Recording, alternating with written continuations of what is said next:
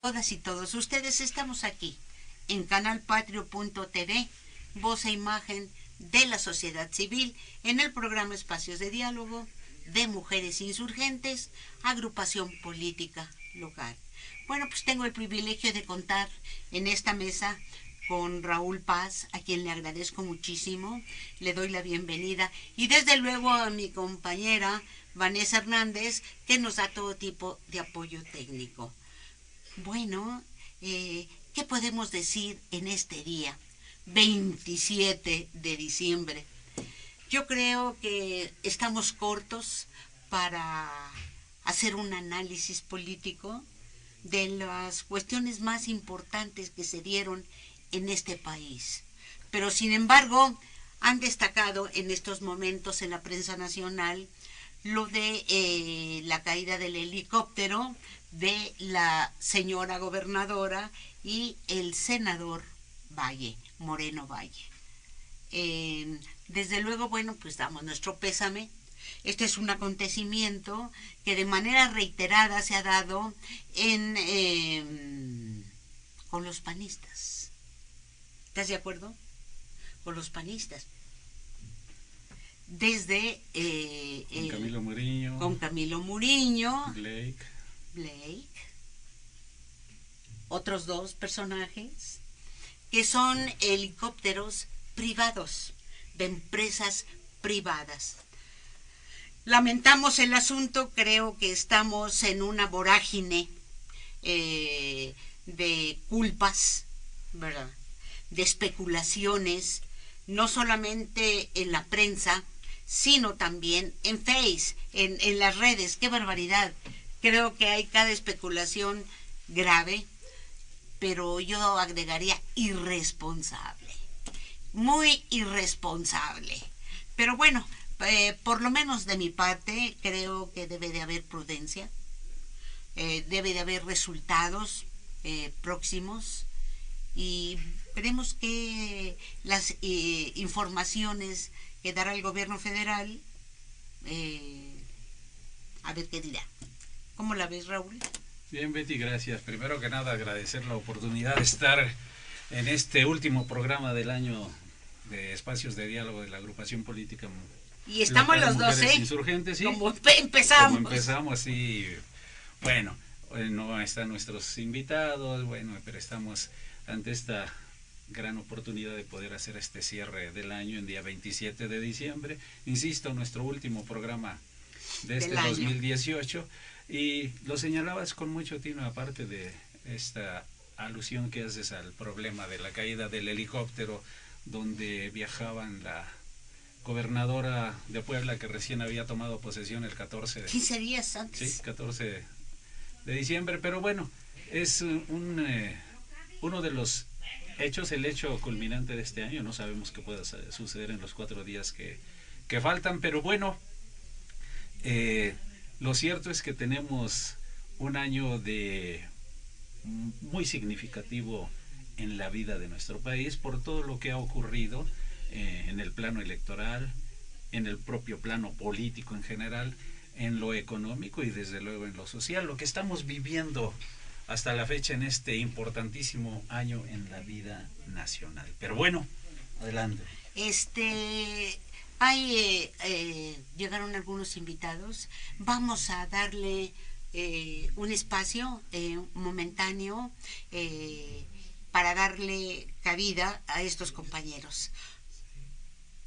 En un momento regresamos.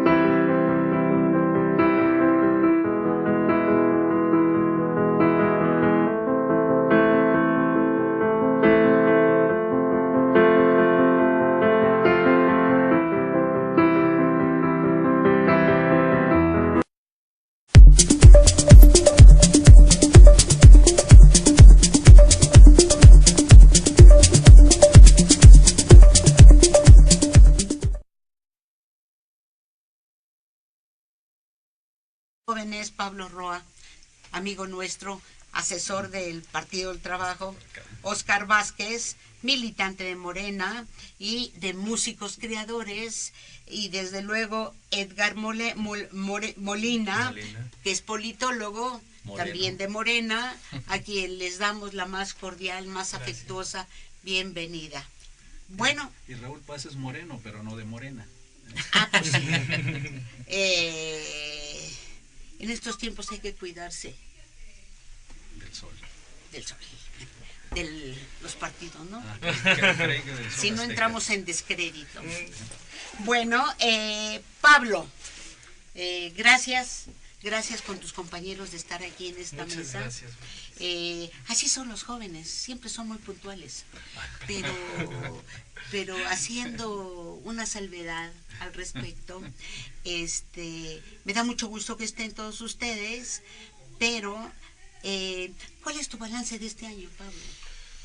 Balance, yo diría hasta este momento positivo, en los términos en los que ya inicia un proceso de cambios importantes, empezando porque la respuesta de la gente el 1 de julio fue el parteaguas de muchas contradicciones que se venían dando en torno al bipartidismo, bueno, a la fórmula del PAN y del PRI, del PRI, del PAN, del PRIAN, que venía gobernando pues prácticamente durante los últimos 92 años, ¿no?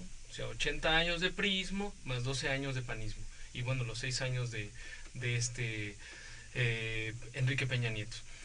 Me parece que es positivo porque al final era un anhelo que pudiera llegar otra fórmula, otro cambio, otro personaje político en torno a la figura, bueno, en este caso de Andrés Manuel López Obrador, que sintetiza una serie de ideales, una serie de anhelos, una serie de intereses que provienen pues de las capas medias y de las bases populares.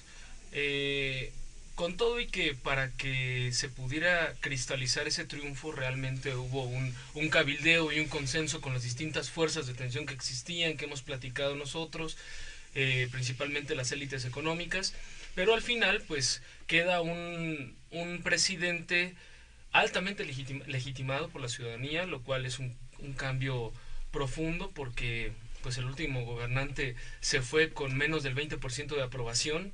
Llega un presidente con un equipo de trabajo que tiene otros intereses y otras intenciones para trabajar con las clases populares y sacar adelante los temas del trabajo, el tema energético, el tema de la salud, el tema de los jóvenes y el tema de la educación, lo cual me parece también trascendental porque son rubros que año con año pues venían teniendo menos apoyo, no solo presupuestario. Bien.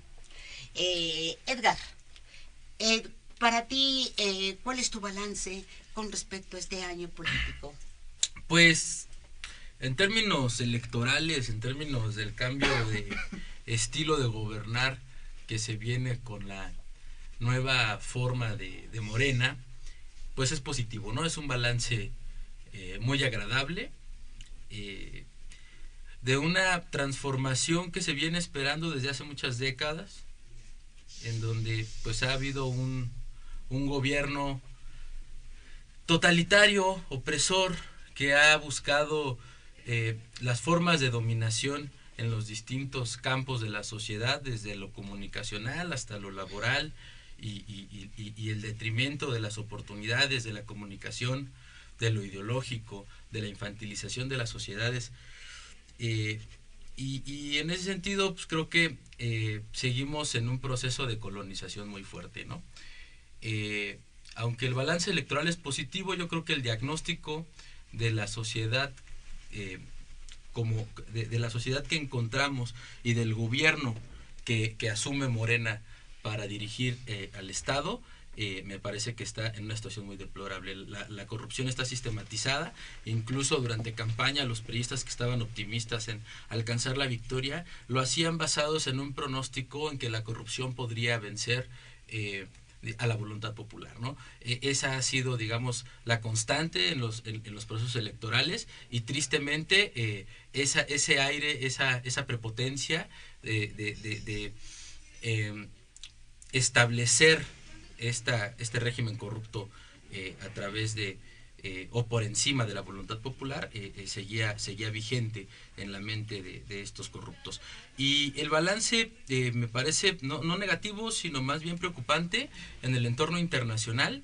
Una región latinoamericana que se va hacia la derecha, una guerra comercial, económica, informática entre las grandes potencias hegemónicas mundiales, Donald Trump contra China, contra Rusia, el tema de Medio Oriente. Creo que Andrés Manuel llega en un punto de inflexión mundial en donde Donald Trump pone las cartas sobre la mesa y empieza a definir posiciones que obligan a todos los actores políticos a determinarse hacia una tendencia u otra.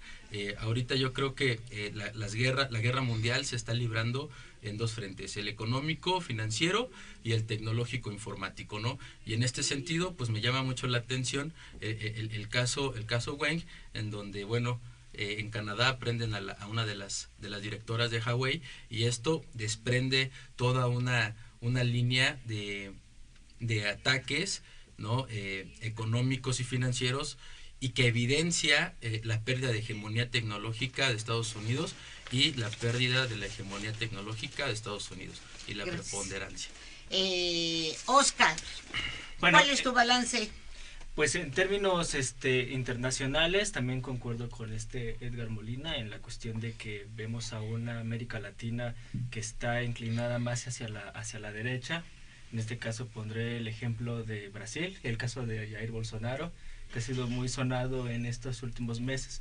También creo que en la cuestión representativa estoy de acuerdo con Pablo Roa en que después de ya muchas décadas de diferentes gobiernos, al fin podemos ver a una figura presidencial que ha sido legitimada popularmente.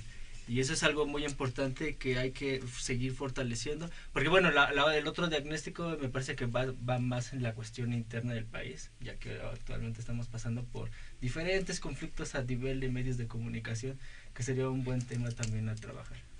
Dejaría yo la conducción en esta ronda, Raúl. Bien, me llama la atención los conceptos que están vertiendo los compañeros en la mesa. En primer lugar, Pablo, como que al principio habló de bipartidismo. Es un tema que nosotros alertamos hace muchos años en nuestros análisis, y decíamos que la tendencia peligrosa en el país apuntaba hacia 4 fenómenos de la vida nacional que estaban apareciendo hace años. El primero era la tendencia al bipartidismo, PRI-PAN, y hoy tenemos una tendencia al tripartidismo, Morena, PAN, PRI. El segundo fenómeno de la vida nacional que mencionábamos era el abstencionismo, que venía creciendo enormemente en los años precedentes, en los sexenios precedentes, y que ahora en cierto modo se abatió unos 2, 3, 4 puntos, pero no lo suficiente todavía. Es cierto que Andrés Manuel obtuvo 30 millones de votos, una cantidad impensada en otros tiempos, pero también siguió registrándose un gran abstencionismo.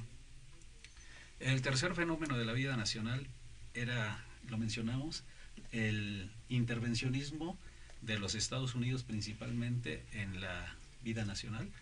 Y el cuarto fenómeno era la tendencia a la reaccionarización de la vida nacional, es decir, el fortalecimiento de las fuerzas de la derecha en el país, y que era muy acentuado. Esto no quiere decir que con el triunfo de Andrés Manuel en las pasadas elecciones esto haya sido ya vencido. Lo hemos dicho reiteradamente, que no entregan las banderas fácilmente, y Edgar Molina lo menciona, este problema de la derechización en América Latina.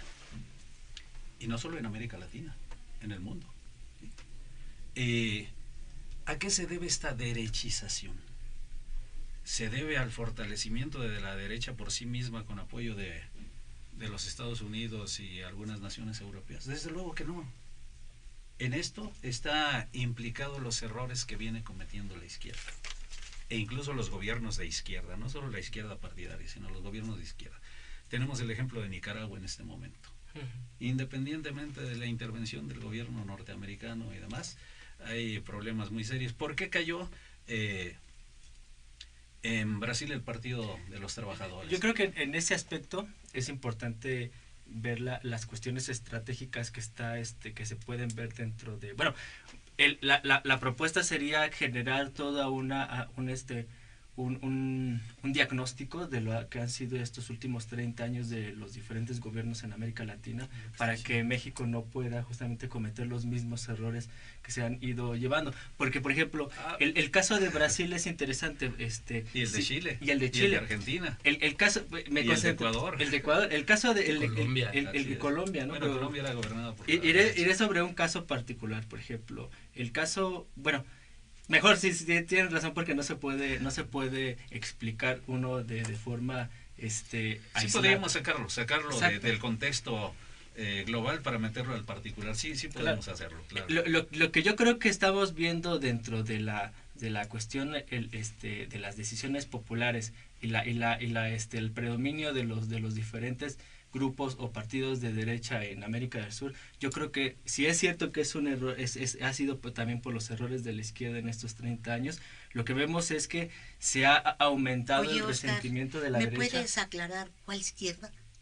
Bueno, ahorita iré sobre ese tema. ¿A qué te refieres, verdad? ¿A qué me refiero con izquierda? Porque el término izquierda es muy ambiguo y se ha utilizado de tantas maneras por los medios de comunicación. No es ambiguo, es un proyecto que va con miras hacia el socialismo. Muy sencillo. La izquierda tiene que ser socialista. La izquierda es socialista o no es izquierda. Si no, no es izquierda. ¿Y en el caso de México tenemos un gobierno de izquierda?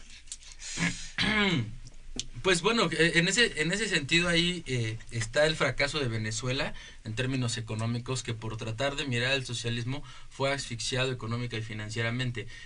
Digamos, el intento sí es fortalecer el papel del Estado en la vida nacional y productiva. ¿Y Cuba?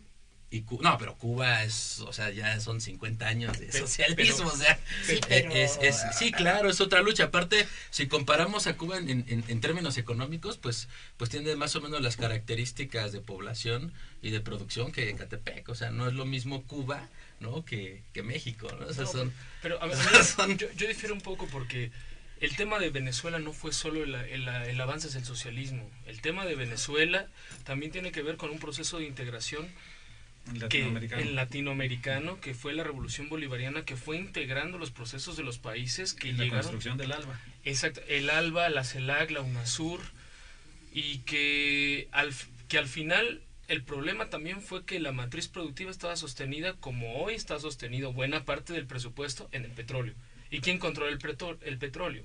Pues las fuerzas de las élites económicas, que están al servicio de los intereses estadounidenses, del banco BlackRock, de los intereses de la OPEP, de los intereses de Europa. Y como hay una derechización en términos subjetivos y en términos objetivos, materiales, pues entonces ¿cómo podemos pensar que Venezuela por perseguir el socialismo lo atacaron? No solo fue eso, fue por todo el proceso, el petróleo, el agua, el oro, el uranio, las maderas preciosas, la posición estratégica, porque Venezuela, junto con Brasil y con Colombia y con Bolivia, son el corazón de un montón de cosas, de un montón de procesos. Ahí lo que quisiera agregar es, por ejemplo, a mí me parece que la visión sobre derecha e izquierda, pero ahí siempre le echo la culpa a Norberto Bobbio y siempre se lo ha dicho a varios colegas de filosofía, es que en la tumba. En la tumba es que justamente generar esta polaridad entre derecha e izquierda genera muchos conflictos cuando uno va al estudio de la realidad histórica de cada país, por ejemplo, en América Latina, porque si queremos hablar de izquierdas, por ejemplo, pensemos en el marxismo, ¿no? Y si revisamos la teoría marxista, uno se da cuenta que existe una parte teórica y una parte práctica, y que ahí inicia todo este proceso revolucionario, ¿no? Y el marxismo en ese sentido en América Latina y la manera en que se ha trabajado en África, en Oriente y en Occidente, ha venido de diferentes realidades, por lo que incluso podemos hablar de que ya hay diferentes corrientes que a veces pueden ser irreconciliables dentro del marxismo en América Latina, como el marxismo en Europa, por ejemplo, el caso del leninismo, y entonces vemos diferentes corrientes, ¿no? Yo creo que aquí en América Latina una de las corrientes que a mí me parecen más críticas respecto a la corriente marxista ha sido la de Juan Carlos Mariátegui. Aquí en el contexto mexicano creo que tendríamos que aterrizar la visión de gobierno de izquierda desde el obradorismo como una tendencia a fortalecer las capacidades del Estado para responder a las necesidades sociales que son palpables, ¿no? Oye, Edgar, ¿me permites un paréntesis? Por favor. ¿Qué significado tiene la salida de miles de trabajadores en estos momentos que están yéndose El desempleo. al desempleo, pues? ¿Qué significado tiene? Pues ¿es un gobierno de izquierda?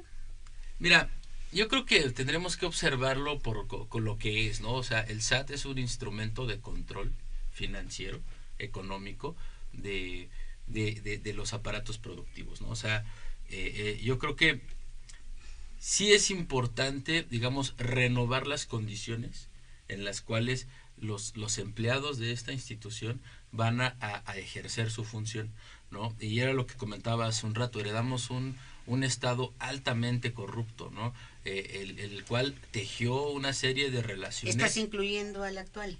No, estoy incluyendo a lo que se hereda como institucionalmente, pues por eso se está haciendo esta purga, y la purga siempre es dolorosa, ¿no?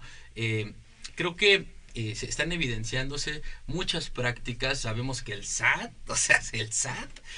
tiene grandes vicios, y parte de esta reestructuración pues tiene que ver con el capital humano. O sea, yo no creo que toda esa gente se vaya a quedar ahí infinitamente en el desempleo. Creo que más bien hay una necesidad de observar lo que se tiene como instrumento institucional y reconfigurar las condiciones y los tratos en la que los cuales los funcionarios públicos van a ejercer el poder de fiscalizar a las entidades económicas. Este despido masivo no solamente se da en el SAT. Claro.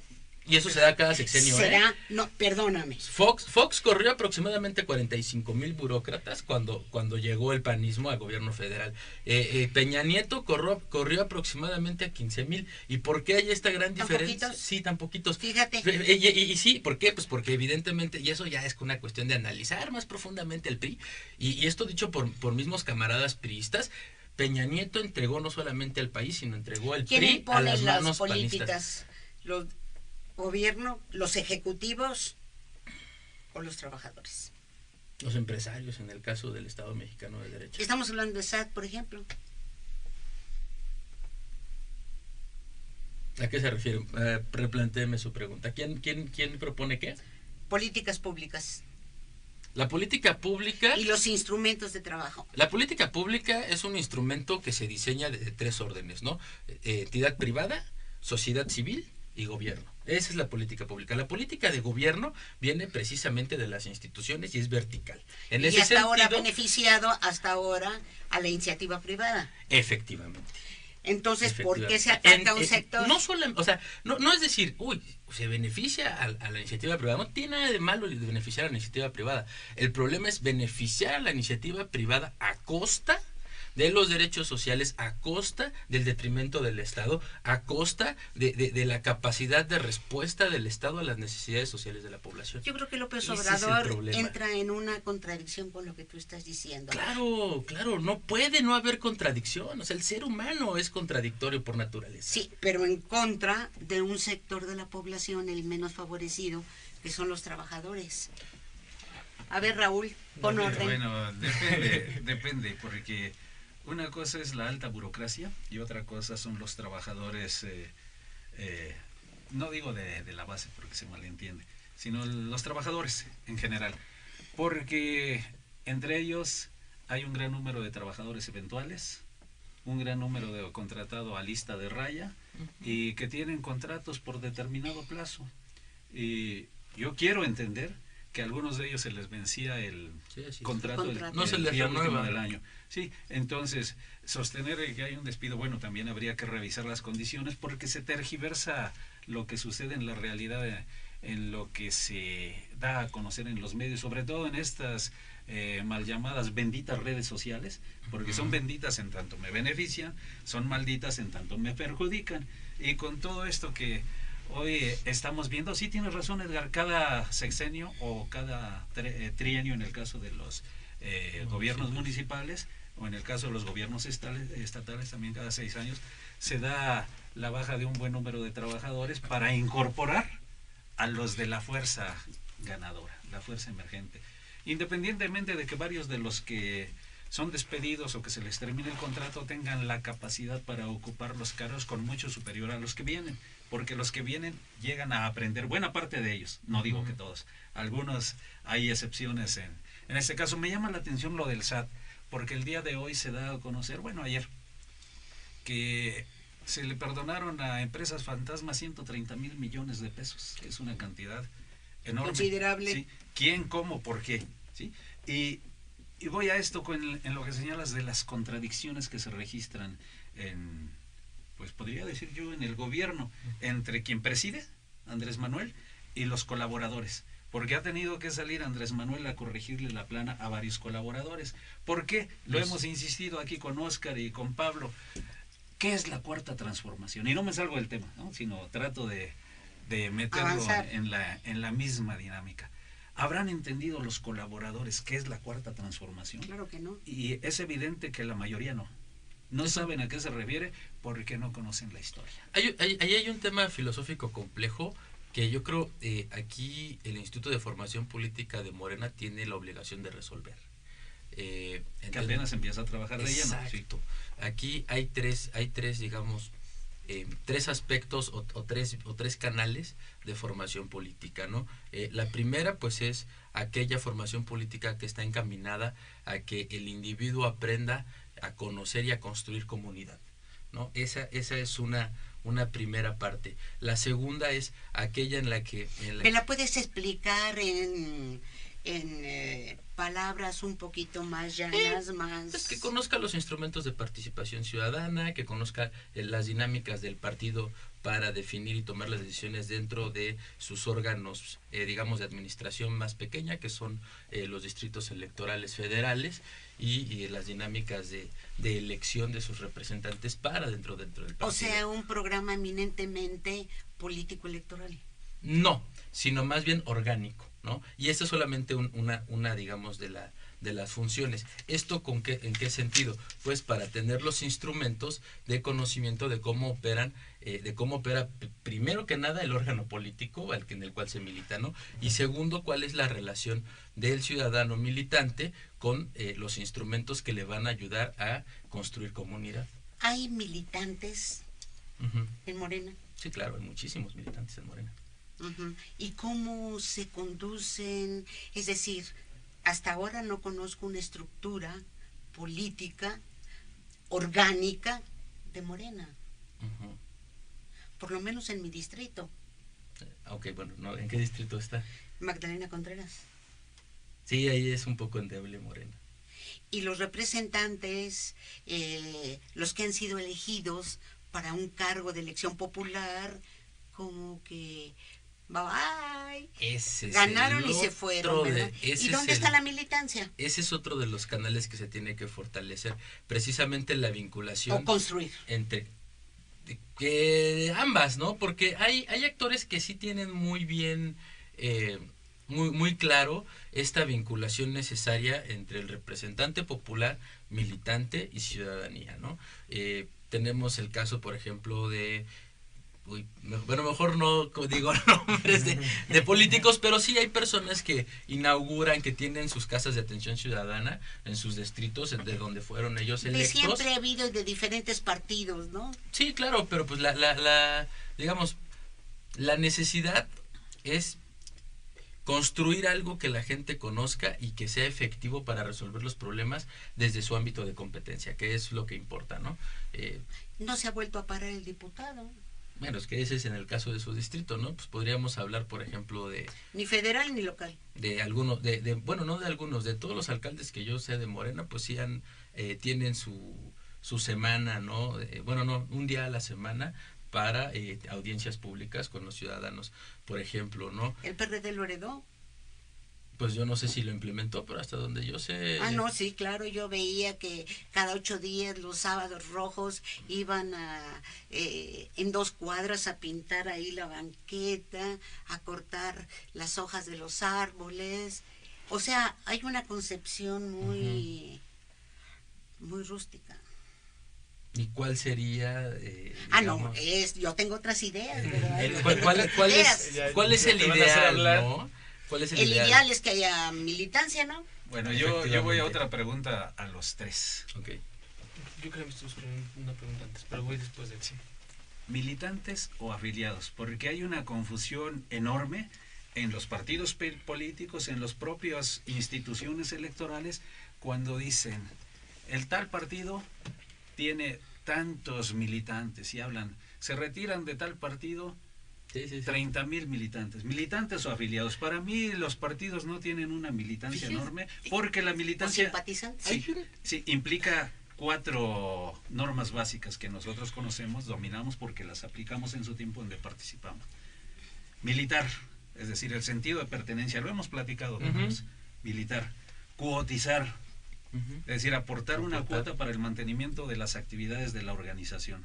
Y militar hablo porque se constituyen los comités de base, los organismos de base, las células políticas, o como se les denomina en los partidos. Militar, cuotizar, estudiar, capacitarse, no solo en política, teoría, ideología, sino también en los sucesos de la vida nacional e internacional. Estudiar y luchar, participar en las movilizaciones, organizar las mismas y desde luego concientizar a la población.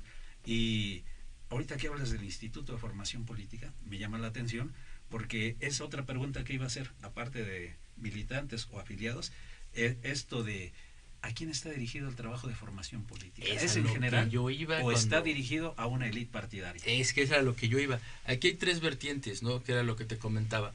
Pero espérate, tenía la palabra... ok, perdón.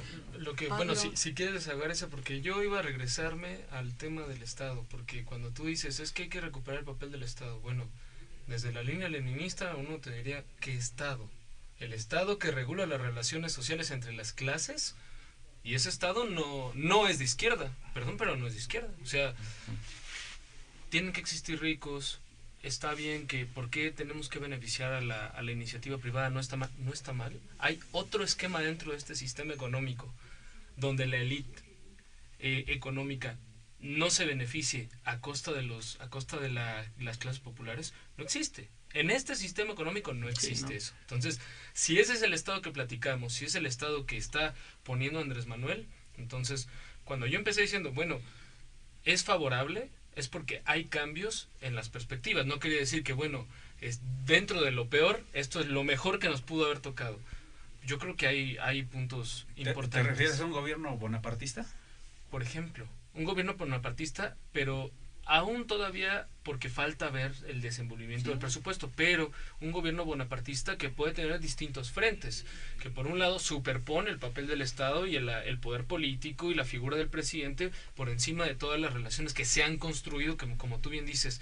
Bueno, es que esas relaciones están plagadas de corrupción, es un cáncer, sí, pero en ese cáncer había un montón de gente que como el sistema no abría las posibilidades para insertarse de manera legal, legítima a la dinámica económica, la vía de la corrupción también ofrecía una serie de dádivas. Podemos criticarlas, podemos estar en contra, pero entonces estamos pensando en una etapa revisionista. Nosotros tenemos que ver si es revisionismo, si revisamos un poquito, no vamos a revisar, vamos a cortar de tajo porque ya se acabó la corrupción. Oye, hay mucha gente que vive de eso. El sector informal, bueno, nada más comento una anécdota rápido para no quitar el tiempo a los compañeros. Voy al baño en el centro, en uno de estos baños públicos. El señor está sentado ahí, sin hacer nada, cobrando 6 pesos. El baño está deplorable, pero como uno tiene necesidad, va y lo paga. ¿Qué te gustan? ¿10,000 pesos diarios que le entre? Bueno, 5,000 pesos diarios. Es muchísimo dinero. ¿Y por qué no están regulando eso? Y como eso, muchos inmuebles. Y el asunto es, esa gente es fuerza de trabajo, que está acostumbrada a una cultura. La sociedad que está, particularmente yo creo que no va a acompañar a la cuarta transformación si nosotros no disputamos precisamente la cultura. Y en eso no tenemos plan. La verdad es que no tenemos plan y además adolecemos de una crisis de los partidos que no podemos pensar que el 1 de julio se resolvió la crisis de los partidos. No se resolvió. Desafortunadamente no se resolvió. Sí, se alargó. Se alargó. Nos dieron un refresh para ver qué hacíamos y no tenemos un plan. Porque dentro de eso, por lo menos desde el PT, a lo mejor podríamos convenir en algo, pero desde el PT consideramos que no es solo que el individuo aprenda a construir comunidad, que se sienta parte de la comunidad, porque a veces no se sienten y uno llega y yo voy a construir comunidad, porque no, siéntelo, vívelo, padécelo, si no de otro modo te vuelves un asistencialista, un gestor y la gente termina no organizándose. Yo creo que Andrés Manuel necesita el pueblo organizado, si no va a ser bien complicado que entonces hablemos de que la cuarta transformación tiene perspectivas de fondo de izquierda. Hasta ahí. Raúl. No, estaba Edgar. Ok. Sí. Respondiendo primero a lo que comenta Raúl. Sí, hay 3 vertientes, digamos, en la formación política. La que va, como bien les comentaba, al militante, digamos, afiliado. Y sí, Morena sí presenta como esta característica de los militantes muy participativos. De verdad hubo una gran actuación y todavía continúa la actuación con los compañeros, los servidores de la nación que están realizando los censos y demás. Es una manera de mantener viva la estructura. Se está construyendo una programación de formación política precisamente con Enrique Dussel y otros compañeros para darle, digamos, mayor precisión desde una perspectiva de ciencia política a esta militancia de base. Y está un segundo nivel que vendría siendo ya la formación política como tal de cuadros, pero en una visión como de formar a los formadores, capacitar a los capacitadores, ¿no? Esa es una segunda línea, y la tercera es una formación política dirigida precisamente a que aquellos que ya están en la función pública conozcan no solamente las funciones o las características de su deber público, sino también la relación que tiene que mantenerse de manera constante en la construcción de partido y de su propia comunidad. O sea, son 3 vertientes que ahorita, o 3 líneas en las cuales el Instituto de Formación Política está generando las estrategias para abordarlo de una forma eficaz. Les faltaría la cuarta, el vínculo con el pueblo. Si no hay vínculo, la estructura, por muy poderosa que sea, se cae. Por mucha fortaleza teórica, política, o se corrompe que tenga, sí, ese es el gran problema, la vinculación con el pueblo. Le sucedió a los priistas, abandonaron el pueblo. Le sucedió a los perredistas. Sucedió el PT de Brasil. Yo creo que hablando de estructuras, tiene que haber 2 tipos de estructuras, ¿no?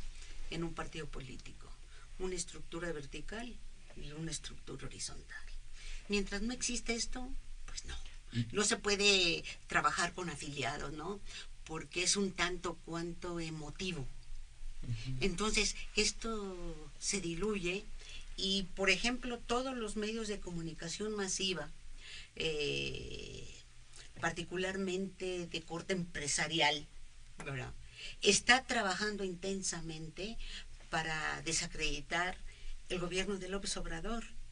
Y bueno, creo que él, de alguna manera, está contribuyendo a que mucha gente, el pueblo de México, pueda tener un desencanto enorme. Y eso que no se han desatado totalmente las fuerzas más oscurantistas. Estoy hablando de la iglesia, por ejemplo, o de las iglesias ahora, ¿verdad? No solo a quien ha dado la batalla, pues son los empresarios. Esta ultraderecha, ¿no? Como podemos verlo en América Latina, en el sur ha tenido grandes experiencias atroces respecto a este tema, y lo volvemos a ver ahora con el regreso de la derecha, ¿no? Por ejemplo, no puede ser que los gobiernos de derecha en América del Sur lleguen al grado de golpear o incluso matar a personas, a una población, por el simple hecho de la cuestión de tener una vida en su libertad, ser homosexuales, o por ejemplo a varios sectores a las mujeres, ¿no? Que por ejemplo vemos un discurso muy misógino por parte de Jair Bolsonaro.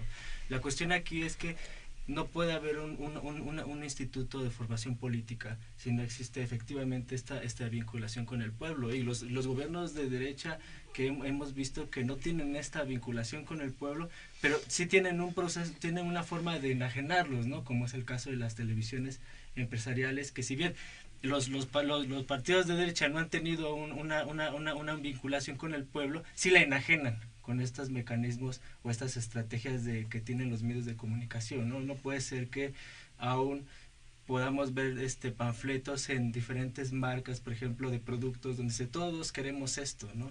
Y tenga un efecto psicológico sobre la población, ¿no? Esto implica no solamente un nuevo método pedagógico para poder retomar la libertad de la sociedad, porque en este caso yo creo que el tema sobre si hay militantes o hay afiliados también tiene que ver con un tema de libertad. El individuo tiene que decidir también si quiere ser militante, claro, o quiere ser partidario.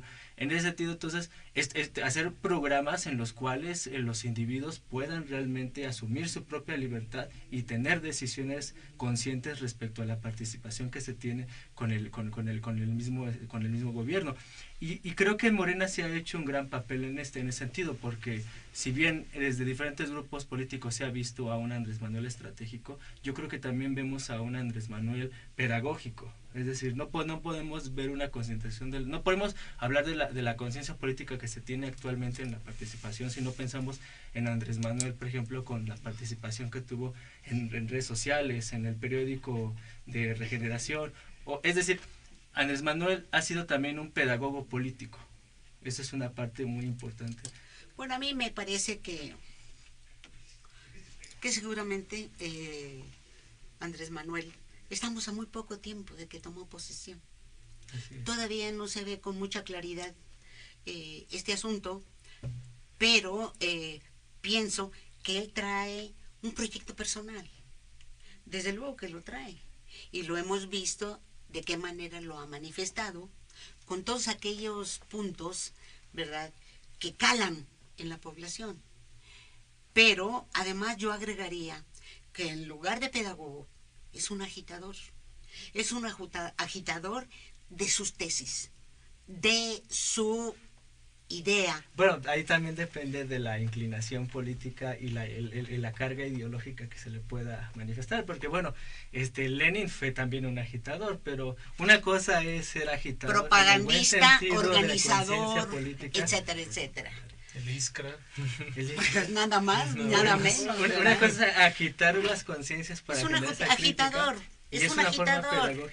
Yo no sé desde qué punto de vista tú lo entiendas, pero a mí me parece que es un agitador porque es un tipo, ¿verdad?, que prende en la masa. Ese es un agitador. Bueno, yo no lo digo desde el punto de vista peyorativo. Me gustaría saber cuál es la posición de Edgar. Aquí hay varias cosas que quisiera responder, pero no sé. Sí, yo creo que en la sociedad hay pues una mala idea respecto a que, y lo hemos sostenido en el programa, que a partir del 1 de diciembre todo iba a ser diferente en el país. No puede ser. No puede haber una ruptura absoluta con lo que existe. No puede nacer de la nada un nuevo proyecto político. Si bien es cierto que se esbozó no solo en campaña, en la intercampaña, en la precampaña, y desde que Andrés Manuel era jefe de gobierno, incluso antes, se venía vislumbrando. Él pues exponía sus tesis sobre lo que pretende, Así es, varios sus libros hay. aspiraciones, así es. Entonces, se equivoca quien piense que a partir del 1 de diciembre todo iba a ser diferente. Hay los matices, hay los matices. Y hablábamos de los 100 días de gobierno. E incluso podríamos pensar algunos, ¿es izquierda o es un proyecto nacional revolucionario? Aquí lo hemos sostenido en lo personal, que el proyecto que enarbola Andrés Manuel es un proyecto nacional revolucionario. Y Edgar lo menciona más o menos cuando hace una referencia a mantener la economía mixta, porque no puede haber una ruptura.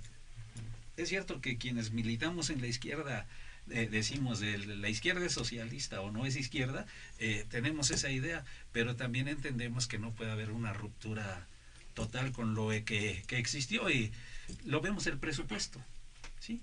Hay modificaciones en lo que tiene que ver con lo social, se dedica una gran cantidad de recursos a este aspecto, que como lo decía Pablo, se corre el riesgo de caer en el asistencialismo y en el clientelismo. Pero bueno, ¿qué partido no aspira a tomar el poder y usar los instrumentos que se le permiten para tratar de mantenerse en él?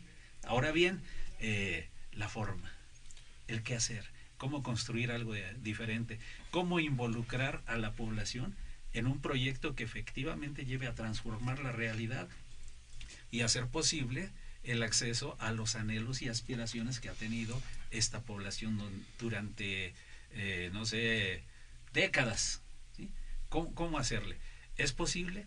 ¿Es posible garantizar, más allá de la propuesta de la cartilla moral y demás, poder trascender a un gobierno que efectivamente haga eco de la problemática ciudadana, y no solo eso, sino que vaya a resolverla? También se estaría abordando en la nada si se piensa que se va a hacer en 1 año, en 2 años. No, es un proceso que lleva años. Yo creo que aquí rescato muchas cosas y quisiera poner en contexto el gobierno de Andrés Manuel en el contexto internacional, ¿no? Vivimos ya un modelo neoliberal agotado. Ya en términos estratégicos, militares, comunicacionales e informáticos, Estados Unidos está perdiendo la guerra, ¿no? Tenemos una Rusia y una China muy empoderadas, creciendo en influencia en Asia, África y Europa. Y en América Latina, efectivamente. Entonces, ¿cuál es el gran problema de Estados Unidos? Y que esto nos lleva a nosotros, nos arrastra junto con la caída del imperio del dólar, pues es precisamente en la externalización que ellos hacen de su tecnología y de su producción hacia Asia.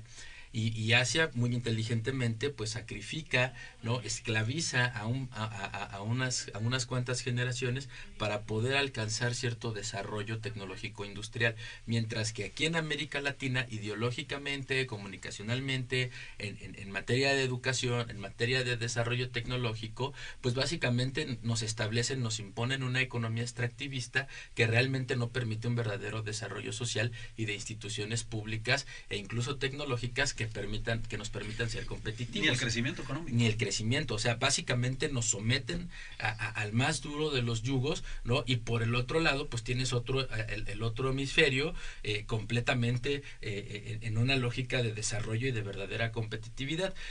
Estados Unidos y Europa cayeron en el absolutismo financiero, ¿no? Y en ese sentido, ahorita se viene una gran debacle internacional de los sistemas de pagos. Nosotros tenemos nuestras reservas en dólares. Estados Unidos tiene la necesidad de reemplazar la manufactura asiática y de traerse esa manufactura a América Latina. Hay peligros, sí, pero también hay oportunidades. Y en todo este contexto, Andrés Manuel se empodera como el liderazgo de izquierda latinoamericana. Es ahora el referente que le va a dar sentido, que le va a dar dirección a las luchas de izquierda en América Latina. Y ese no es solamente un trabajo de Andrés Manuel. Creo que Morena, como partido gobierno, tiene una gran responsabilidad, no solamente con la población mexicana, sino como el referente en América Latina para ir construyendo una política de vinculación que nos permita no solamente replantearnos el papel de Latinoamérica ante el mundo, sino las nuevas dinámicas que precisamente nos van a permitir, por un lado, fortalecer el papel del Estado y por el otro, fortalecer por mucho que pueda ser esto criticable, a las comunidades bajo esquemas productivos cooperativistas que permitan la competitividad en el mercado capitalista. Esa es, desde mi óptica, la visión y la responsabilidad que tenemos. A mí me parece que pudiera también ser un caballo de Troya para América Latina y el Caribe, porque esas oportunidades vienen con una atracción de capitales financieros que pretenden plantearse como no golondrinas y sin embargo van a insertar nuevos vicios en las economías con la... Y ahora imagínense, Andrés Manuel llega como el referente, trae capitales extranjeros, la política en Centro y Sudamérica está tendiente hacia la derecha. Los vicios del capitalismo le van a dar un refresh al neoliberalismo. Yo creo que estamos por terminar el programa. Yo creo que más que Morena hay que pensarlo también como coalición, porque esto implica tener diferentes brújulas y bueno, el PT ya tiene más de 30 años justamente también de lucha y ha sido también un referente en cuanto a la lucha en América Latina. Eso nunca hay que olvidarlo. ¿Cuál partido? El Partido del Trabajo en México. Nuestras relaciones con América Latina y el Caribe. Profe Anaya. Un referente, bien. Yo quiero preguntar algo que me parece sumamente importante. Oscar, ¿qué edad tienes? Bueno, yo tengo pues ya 28 años. 28 años. ¿En dónde militas? Pues en Morena. ¿Tienes un organismo de base? Estamos trabajando ahorita como comité, estamos en este caso trabajando con el sector de músicos, el Comité de Músicos Creadores, y pues ya hemos llevado diferentes propuestas a los diferentes espacios con Edgar Molina, que también es parte del comité, un gran compañero también ahí en la lucha musical, y llevamos ya llevamos mucho tiempo ahí en la lucha porque los músicos de la ciudad, sobre todo los que son creativos, creadores, puedan tener espacios dentro de la ciudad. Edgar, ¿qué edad tienes? 31. 31. ¿Tienes algún organismo de base? ¿En dónde milites? Participamos en 2 colectivos, aparte del Comité de Músicos Creadores. Participamos en la Casa Ciudadana de Virgilio Caballero y en Colectivo Anáhuac, que es un colectivo que está cerca del Parque Salesiano y por Colegio Militar. Y ahí pues organizamos nuestras asambleas con nuestros vecinos en Anáhuac, Las Pensiles y Tlaxpana, que es de donde yo soy. De hecho, un saludo a los Pablo, un saludo a todos. ¿Qué edad tienes? 29 años. ¿En dónde militas? En el Partido del Trabajo. No, es muy grandote el partido.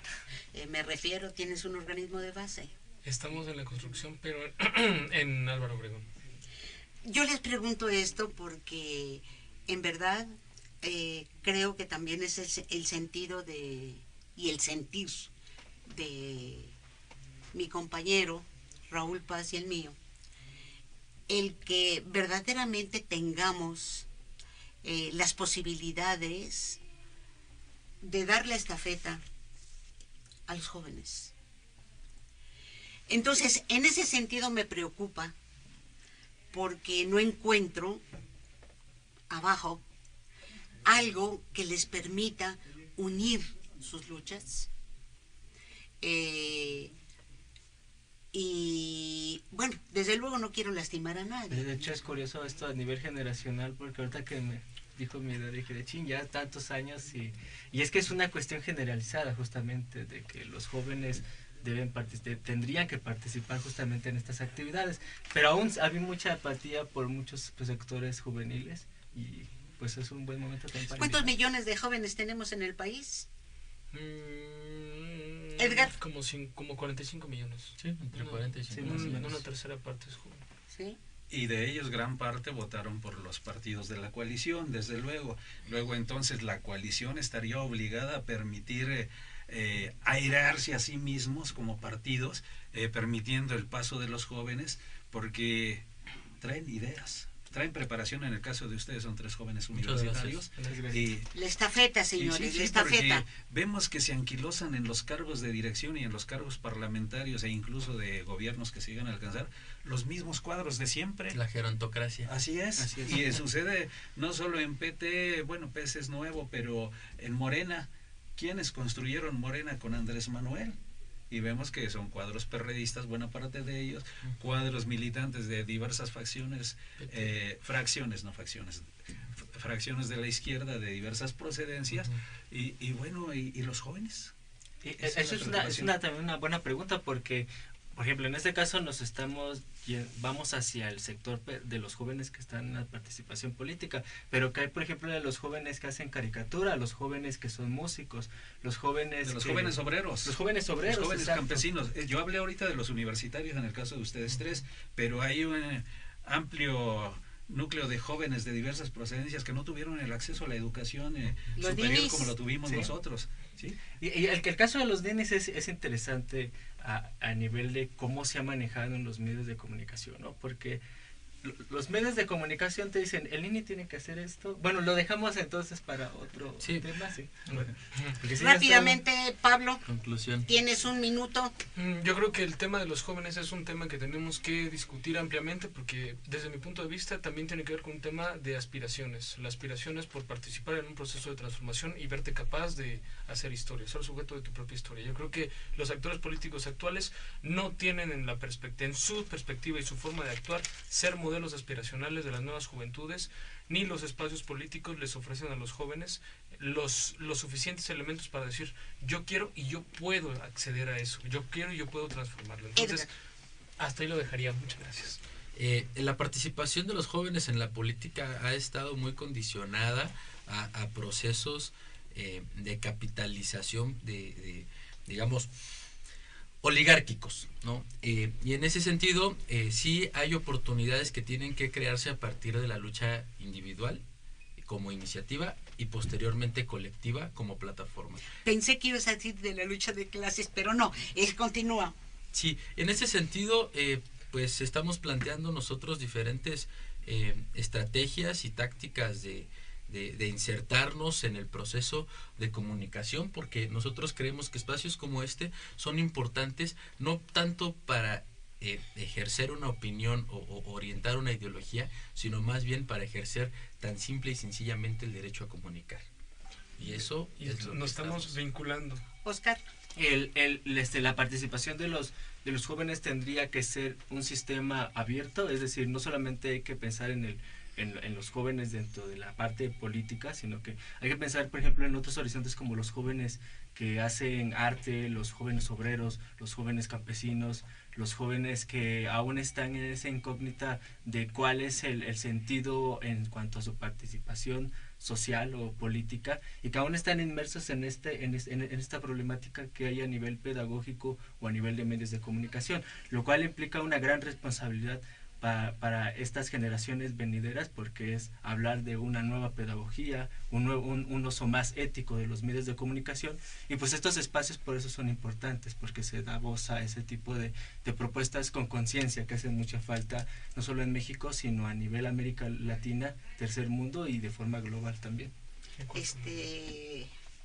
Sí, gracias Betty, yo solo agradecer la presencia de Oscar, de Edgar, de Pablo en nuestro programa, porque precisamente es lo que hace falta también, darle oportunidad a los jóvenes de hablar, de hacerse escuchar, así como lo hemos hecho con las mujeres.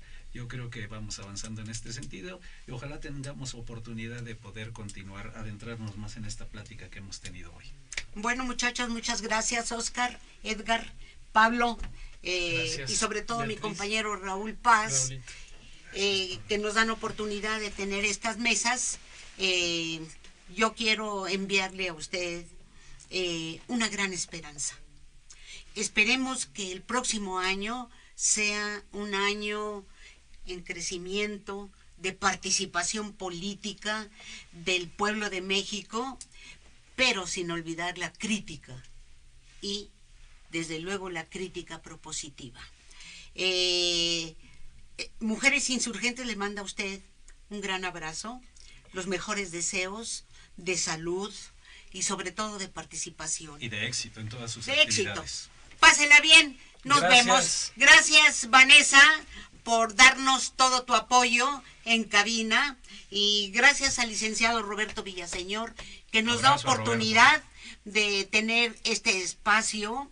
Ya vamos para los 11 años. Entonces, gracias Gracias, muchachos. Gracias. Gracias. Y nos saludamos el Muchas próximo, gracias. el Jueves. próximo Próximo jueves, el jueves. próximo año. Muchas gracias. Pásenla bien.